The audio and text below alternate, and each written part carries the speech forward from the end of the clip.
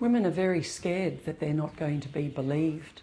So this is one of the areas that we want to improve, the fact that health and community services listen, ask the right questions, and then show the woman that she is being believed, because that is the greatest stumbling block. The type of questioning they use, open questions rather than closed, because I have the luxury of time in my clinic. I'll ask about what happened, an open question, what happened, how long ago did that happen? Because there's that time clicking, for the doctors who, see 6 people an hour, if a woman comes in and says, actually, I think my husband hurt me last night and he had sex with me when I didn't want him to, and if you're, clock watching, and all you wanted to do was give her a script for antibiotics and get her out the door because she's got another 10 people waiting in the waiting room, well, the time pressure is probably the doctor's not going to want to do it.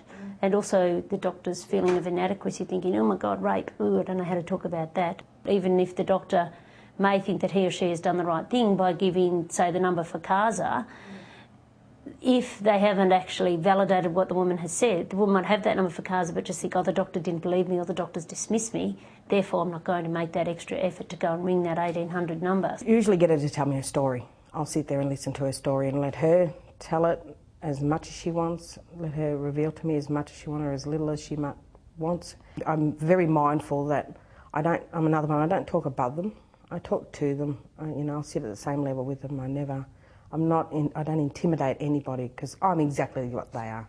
At the time I didn't necessarily recognise it as raped until I was going through my annulment process, and when I was going through that and starting to really look again at what had happened during my marriage, and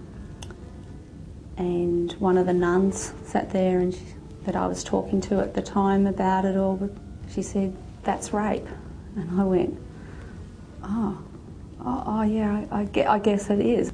I guess there was a lot of denial, a lot of just shutting down within myself.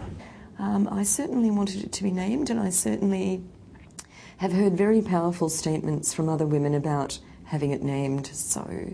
And naming is also part of ending it. If you don't ask, then you don't get told. None of us really want to, breach that, very sensitive topic with people. But I find when I actually do ask the brave question and say, well, has there been, any situations where you've had sex when you haven't wanted to, or do you feel that, there's been times when you might have had any sort of sexual assault, or people just, go blah, and they're so happy that someone's actually asked them. So what I really have learnt, that it's my role as the doctor to actually ask that question and not necessarily wait until it's forthcoming from the woman, because in very many cases it won't be.